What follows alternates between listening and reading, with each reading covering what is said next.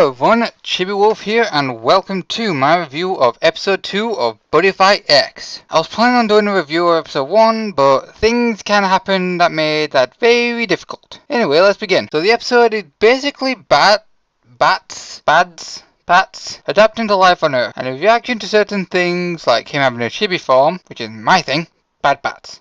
My chibi form. Well, I'm not a dragon, I'm a wolf, but anyway, so he has a chibi form and he has other things like calling Gal's mum his personal chef.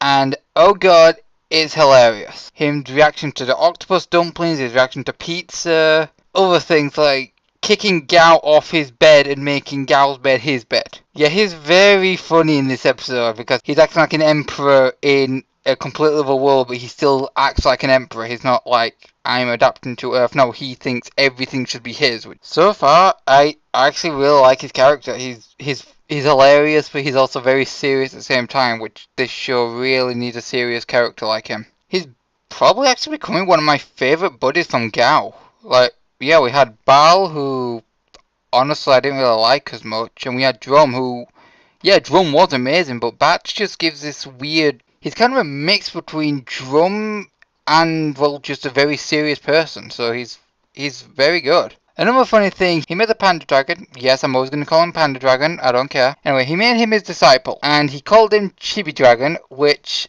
is hilarious because Panda Dragon loves the name. I just thought it's funny. Well, the reason that's funny is because he gets really angry when people get his name wrong, but when Battz calls him Chibi Dragon and he loves it, that's just hilarious in my opinion. The next day, we can see that Battz is not particularly fond of what's happening now.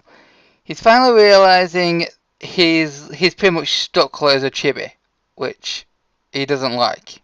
You can tell he doesn't like because the other day he got a mirror and was checking himself, and he didn't like the fact that his tail was tiny, he had a weird face, and his horns are small. Take that as you will. Yeah, so especially Gal. Gal thought he would have adapted by now, considering Drum and Bal adapted very fast. Battz, on the other hand, not so much. So he runs off. And then by me runs off, I mean he flies off as a giant dragon. But not before we find out that Noboru tells Gal that he's been chosen for the representative of Dungeon World. You know, for the World Championship, the World Buddy Championship, which is happening. Well, the World Buddy Masters Tournament. That's the official name, the World Buddy Masters Tournament. Long name. I really hope they give it an abbreviation. And sorry to any fans of Kazane. If you don't remember who she is, she was in season 1 and 2, and she was the Dungeon World user. So it looks like she's not coming back. Unless she changes worlds. Might I just ask, how can Gao not find Battz? Seriously, he's a giant dragon flying around. Had to miss that thing. Sorry, low rant is over. Anyway, I forgot to mention, Battz did something very dangerous the night before. He caused a blackout. And Gaito saw. And yeah, so Gaito ends up helping Gal the next day when Battz is on a rampage. Again. And with Gaito's help, Gal has managed to stop him. He stops him by using Battz's card to seal away his power and turn him back into chibi form. I don't get how that works, and then he also turns him back into the card itself. I'm guessing the card absorbs his power. I don't know, it doesn't really explain it that much. And also Gaito asks Gal for a fight later. Just thought I'd mention that. Oh yeah, and there's a little side story in this episode where Panda Dragon is being taught the rules of Buddyfight, which I guess it's just to help the new people who have just started watching this season the rules, but at least it's better than what they did in the first season. It took them 5 episodes to teach us the rules. Seriously, I watched the first 5 episodes, I had no idea what was going on. All I knew was they were like throwing cards left and right, and Gal somehow won by Deus Ex Machina. Which is what I call his belt. When he pulls the cord, it goes to his front, and he draws a card going all serious.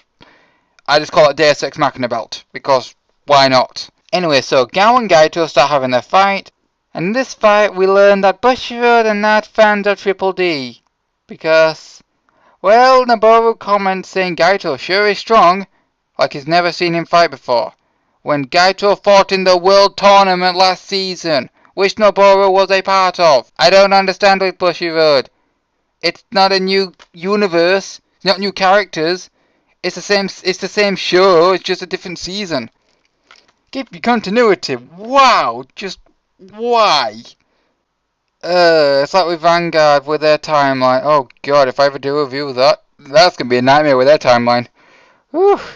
Sorry, I just get a little angry when they act like the previous events never happened. Like they also act like Drum and Bal don't exist. I'm serious. When Battz runs off, Panda Dragon says Gao doesn't have a body. Yes, because he can't just go to Dragon World and ask Drum, can he? No.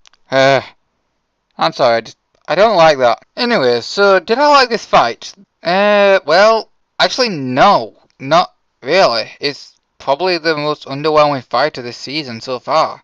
I mean, I know I've literally just had 2 fights, and one of which was supposed to show how powerful Battz was and how actually more serious Gao is getting during a fight, but the reason I didn't like it is because Gaito was very, very underpowered, which is actually a shame because I like his character. He's probably one of my favourite characters. I did like what Battz said though, like after Gao used his new impact again, he comments saying, it's surprising that Gao has survived using his power twice. Well, hopefully that ends up being a plot point where Gao eventually might have to go to hospital or he goes in a coma from using all the power, because we do see it that he's damaging his body. Every time he turns back, his his arm and leg and hair for some reason are getting electricity around him and he's hurt, which I like. I like that he's showing that yes, this is actually damaging him. Reminds me of Naruto when he used the Rasen Shuriken and we could tell it was messing up his arm. And then you Sage mode and he didn't really care anymore. We found out after the fight that the reason Battz called the Black House is because he needs to discharge his energy. Which, honestly, I'm guessing that's what happened in the past anyway. All he's doing is rampaging and discharging his energy. But yeah, so Battz is going to need to discharge his energy. But don't worry, there's a solution. Buddy fights. As long as he keeps having buddy fights, his energy's discharging that way. I have no idea how that works, but I don't know. Is it the impact card itself? I don't know. It's very weird. So, the episode ends with Tsuku on a computer at the Buddy Police headquarters, and watching a new character called Kanata, who, yeah, he was actually in the episode earlier, but the only reason I didn't mention him is because, well, he literally added nothing to the episode, and was only there to show that Gao actually knows him. I don't know why, but Tsuku says that he's the only one that can do it, which I don't know what that means. Is he going to be the representative for Star Dragon World? Is he going to become a buddy policeman? I'd have no idea. The episode just ends with that. And a picture of the guy on the computer holding his buddy, which I swear to God I thought was a girl. I don't know why they made it a boy, but it is. It's clearly more of a feminine looking monster. I'm not saying that all feminine looking monsters have to be girls. It was a bit weird. So that's my review for episode 2 of Buddyfight X. Overall, not as good as the previous episode. It was okay, but not that good compared to the last one. I'd like to know your thoughts in the comments, and I will read all of them. I will read every comment and all your responses. If you want to give me any suggestions on how I can make these future videos more enjoyable, I would actually love to hear them. It would just help me a lot, seriously. Thank you so much for watching, and I will see you in my review of episode 3.